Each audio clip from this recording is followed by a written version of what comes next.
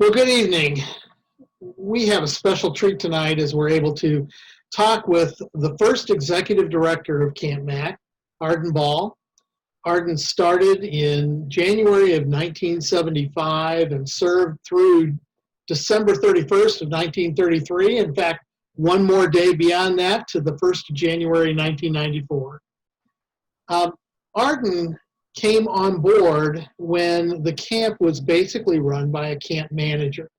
And that had been the history of the camp, that there was a live-in manager who rented the camp to a lot of different groups. And that included, in that time, each of the districts had their own camps that they planned, and they worked those particular camps and simply rented the space for that particular year. And that's why we were able to get along without an executive director for so long.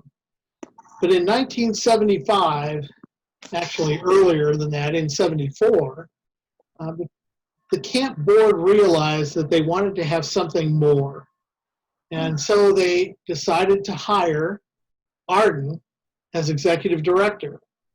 And he was given one charge, and that was to dream about what the camp could be.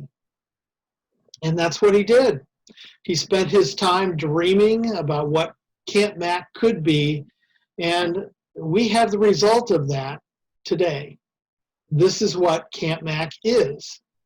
So it's really, really interesting to note that Arden did the best that he could do at the time in training, in essence, the board to move from a manager to an executive director.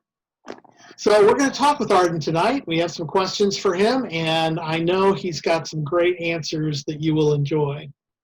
Arden, what is your fondest Camp Mac memory? I want to say that there was a full-time director for 1 year before me. It didn't work out well for him with the staff. His personality didn't work, and they made a change after 1 year. So we'll say that you are the first successful executive director at Camp Mac. Well, Oscar Smucker was there in 1974. He served 1 year, and then they hired me. All right. Well, Arden, what is your fondest memory of camp? Okay, I have so many. It has to be, though, just the relationship with the staff, the full-time staff.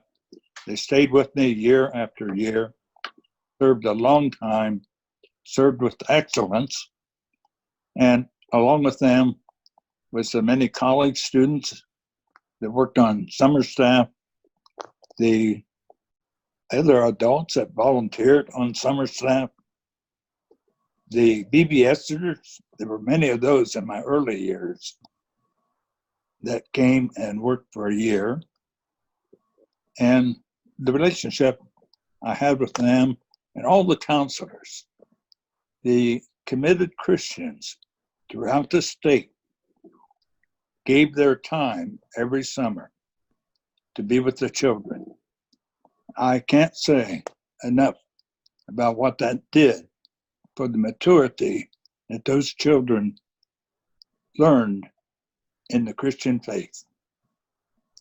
It was a wonderful program that both districts were doing, and I worked with the district committees for several years before we brought program into Camp Mac. And they have done an excellent job in the districts. Camp Mac, when I came, was owned by Indiana districts, but it used to be 9 districts owned the camp. And each district began to develop their own camp, and so Camp Mac became just an Indiana camp. And just the fond memories of BBSers, staff, counselors. I can't. Oh, the rental groups too. I have many friends of the Spirit in different denominations. Some from Arizona that led their youth camp, this state nationwide youth camp every year. The Abrahamic Faith, Church of God of the Abrahamic Faith. I think their state camp is still coming to Camp Mac. They were wonderful. We served several counties of 4-Hers. We had the Diabetic Association. We had a diabetic camp. We had several denominations. The Nazarenes would have over 400 every year, and that was a moneymaker. Our camp, we were probably getting 20% of our income off that one camp, and they were wonderful to work with. And we also had a camp. People had AIDS. We had Narcotics Anonymous. We had so many different groups that really added to the camp. And the camp has always been ecumenical. When I went to the board, by having AIDS patients there, they never said no. They always backed me as we ventured out in new ministries. And that was a wonderful thing to associate with those people. What did you find most fulfilling in your ministry? Well, that was certainly part of it, the big part. I think also just being in that ministry, people ask me often why I left the ministry, because I was a pastor. And I kept telling them I never left the ministry. I go to church every day. I'm in ministry constantly. And that's the way it was. It was a wonderful extension of the ministry that I felt called to years ago. And so it's just couldn't be any better. That's great. So over the years, there have been a lot of changes at camp. What do you believe are the most important changes that you and the camp board made while you were executive director? Well, the first one was the winterization. When I went there, Ulrich House was the only building that had heat for winter. And we did Sarah Major. We did part of Becker. Later, we did all of Becker. We did Wampler. We increased our winter capacity and was able to serve 4 groups at a time. And that kept the camp solvent and made it year-round. Then bringing program back to Camp Mac was another issue that I feel was important.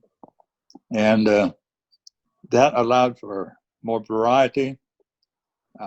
The states would send, the different districts had more choices in camps and the styles of camping. So that camping coming back to Camp Mac with program and the winterization were the two big ones. Okay. Well, we're certainly benefiting from that right now. That's the key to who we are, is the work that we do with our retreats and throughout the year, as well as developing and implementing that program. So thank you for that.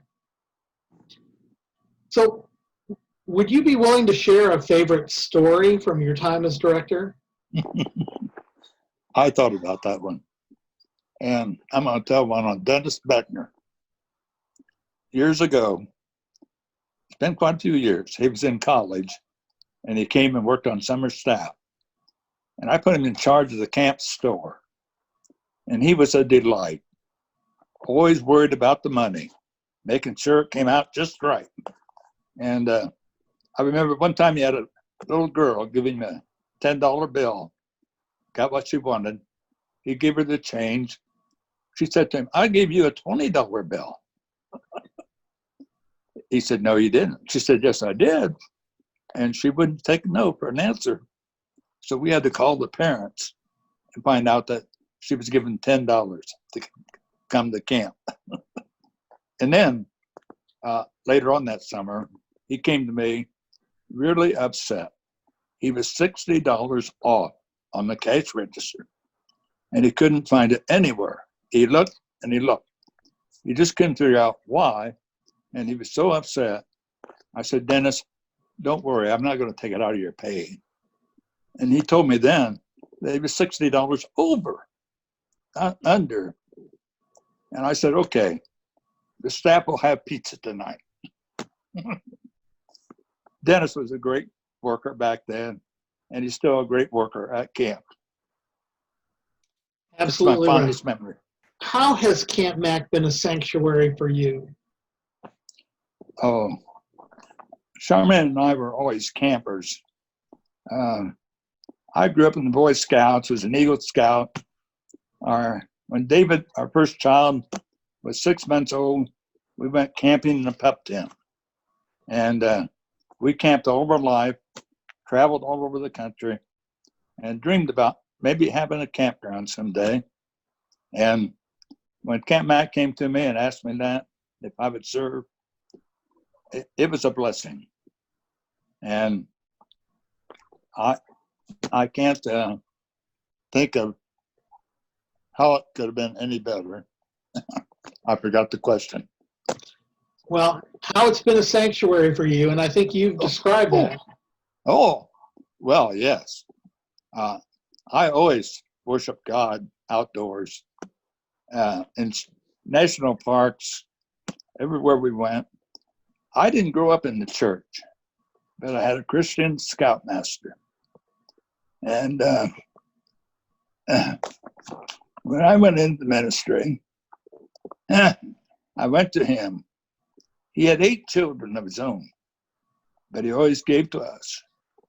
I remember one cold winter day, we were going to hike 5 miles out and 5 miles back along the river. I was the only one that showed up. We went anyway.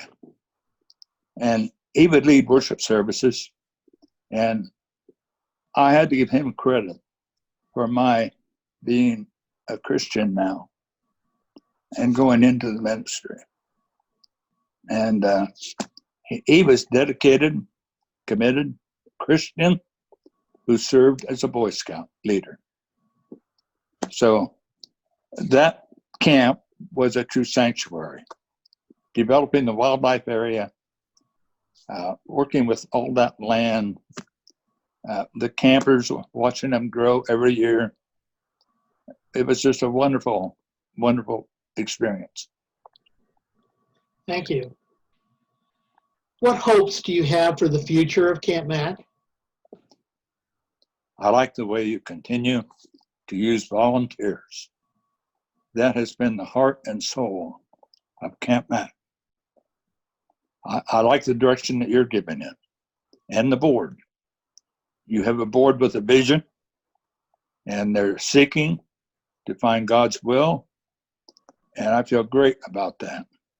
And I just dream that you continue with the ministry and reaching out with new ministries and blessing people with that sanctuary. Well, thank you. Well, one more question for you, Arden. Why should people support Camp Mac? I can't think of a better way for a Christian or anyone to find a charity that would return what Camp Mac can return on money given and time given. They have a choice. They can give financially, or they can give of their time. And it's a wonderful way to reach out. I just know there are hundreds of people in the churches that found Camp Mac a sanctuary and a ministry. They do what a pastor cannot do. I've heard many children at camp and young people say God became real for them the first time at Camp Mac. And I think at seminary, people have been called into the ministry, talk about their camp experience. And I think the more we can support Camp Mac financially and with our time, the more we can give to the Christian ministry. I'm all for it. Well, thank you, Arden. I have to tell a little story here too, and that is that Arden was the executive director when I first started as a volunteer at Camp Mac, and he's been an incredible inspiration for me over the years. I'm totally convinced that I am still connected with Camp Mac because of his work with me as a young counselor over 40 years ago. So thank you for that, Arden. You're welcome. Do you have anything else you'd like to say before we say goodbye? God bless you and all those that work in ministry at the sanctuary called Camp Mac.